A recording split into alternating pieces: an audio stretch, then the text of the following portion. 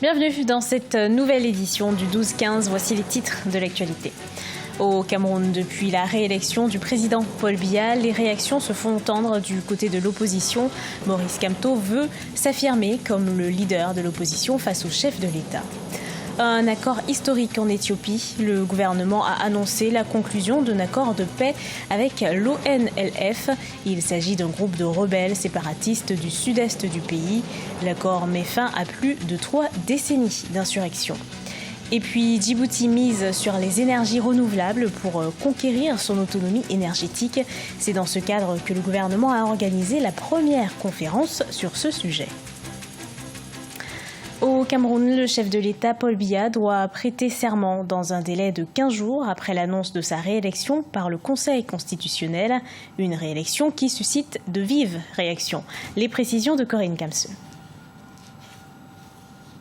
C'est un score sans appel pour le président sortant Paul Biya. Il remporte l'élection du 7 octobre 2018 avec un suffrage de 71,28% des voix. Le candidat du Rassemblement démocratique du peuple camerounais a raflé la mise dans 9 régions sudistes, à l'exception de la région du littoral où il a été devancé par le candidat du MRC, le professeur Maurice Kamto. Le 22 octobre 2018, date de la proclamation solennelle de ces résultats, les membres du parti victorieux ont salué cette réélection qui symbolise aussi une avancée du jeu démocratique.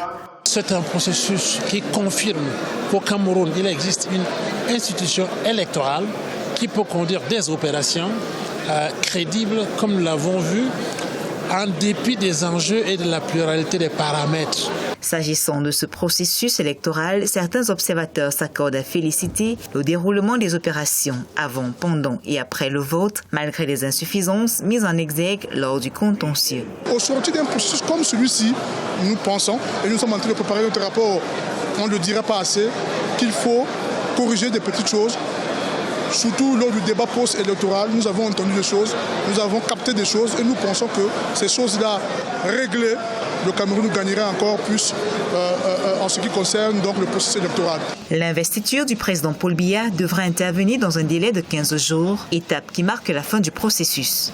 Cependant, les contestations autour de cette élection sont loin d'être épuisées. Quelques heures après la proclamation des résultats par le Conseil constitutionnel, Maurice Kamto, candidat du MRC, a fait une déclaration dans laquelle il se proclame vainqueur sur la base de procès-verbaux en sa possession.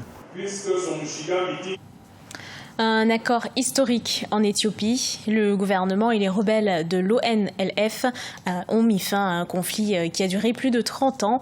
Les deux parties vont former un comité pour résoudre les problèmes de fond qui ont mené à ce conflit régional. Ibrahima Dioumaba.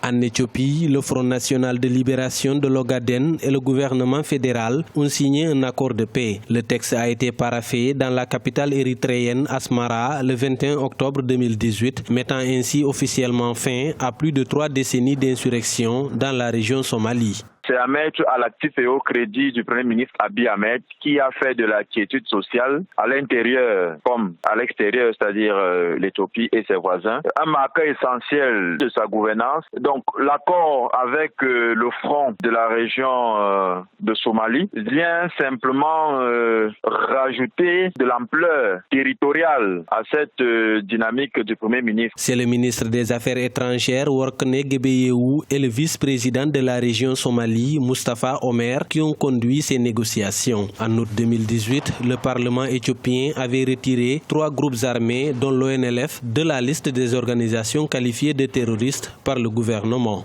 La signature de cet accord est déjà un premier pas. Il faut dialoguer, les impliquer et même suffisamment les associer dans le management du pays. Il faut investir ou alors impliquer le territoire dans le maillage économique en termes d'investissement, en termes de viabilisation des atouts dont regorge la région. Fondé en 1984, le Front national de libération de l'Ogaden réclamait plus d'autonomie, voire la sécession pour la région Somalie. En rappel, l'ONLF avait attaqué en 2007 un site pétrolier dans l'est du pays, tuant 65 Éthiopiens et 9 Chinois.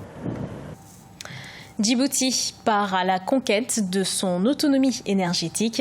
Le gouvernement multiplie les initiatives pour accroître son autonomie sur le plan énergétique. C'est dans ce cadre que s'est déroulée la première conférence sur les énergies renouvelables dans ce pays qui fait partie des pays les plus ensoleillés du monde. Wanziam Compaoré et Marcel Farba-Maroun.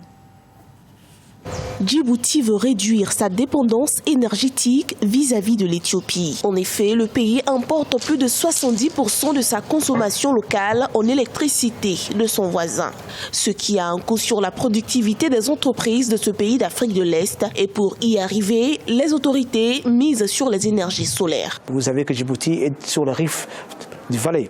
Donc nous avons des potentiels en géothermique qui avoisinent les 1000 MW. Nous avons des vents avoisinant les 8 à 12 mètres de vitesse qui peuvent faire tourner des puissants générateurs. Donc je crois que nous pouvons produire une énergie suffisante pour la République de Djibouti, mais aussi l'exporter les années à venir.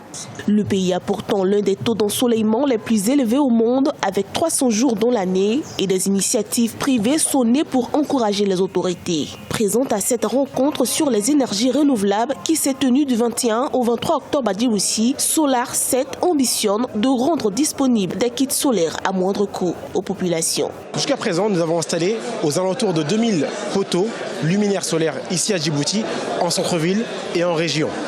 Nous avons aussi installé des kits solaires domestiques autonomes sur 500 maisons dans les quartiers les plus populaires de Djibouti. Les défis principaux sont vraiment l'expansion.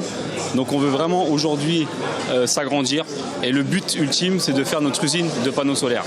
Donc ça c'est dans les prochains mois et à terme avoir des produits 100% djiboutiens. On rappelle, le taux d'accès à l'électricité à Djibouti est de plus de 50%. L'objectif des autorités étant de consommer de l'énergie électrique 100% verte d'ici à 2025.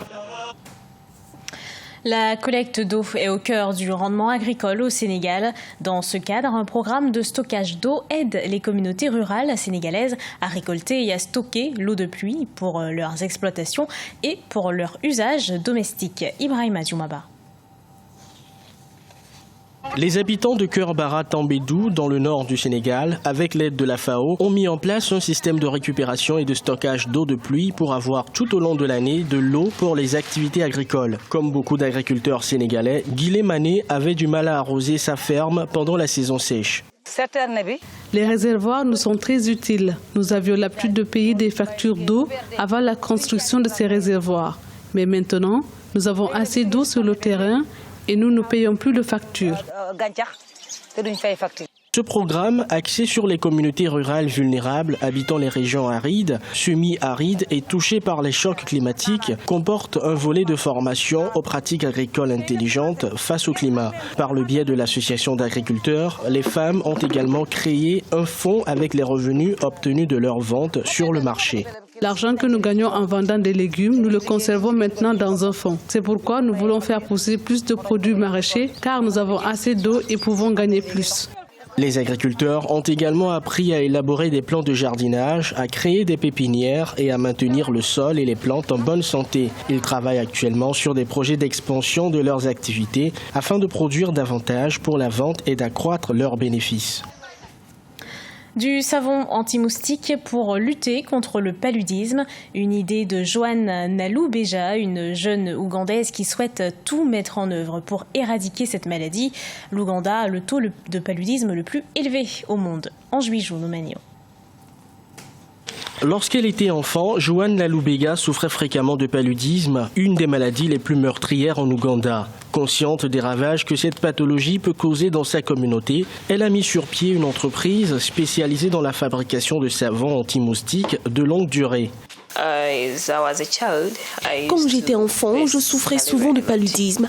J'ai donc grandi avec cette motivation qui est de lutter pour prévenir cette maladie. C'est ainsi que je suis entrée à la Social Innovation Academy pour me former. Même si cela me semblait impossible, j'ai trouvé les moyens d'y parvenir. Joanne Nalou-Beja vend ses savons avec une marge élevée dans les complexes hôteliers et les hôtels haut de gamme. Avec ce commerce, elle subventionne le produit aux habitants de sa communauté locale en le vendant au même prix que les produits de nettoyage ordinaires. Avant de commencer à utiliser ce savon, les enfants étaient régulièrement atteints de paludisme. Ils avaient le matin plusieurs marques de morsures sur le corps dues à des piqûres de moustiques. Mais maintenant, il n'y en a plus. Ils n'ont pas de marques sur leurs bras. Je ne me bats plus pour acheter des médicaments. Selon l'Organisation mondiale de la santé, l'Ouganda a l'un des taux de transmission du paludisme le plus élevé au monde, en Afrique orientale et australe. Ce journal a été préparé par l'ensemble de la rédaction. Merci de l'avoir suivi. Retrouvez dans un instant une nouvelle édition de l'actualité sur Africa 24.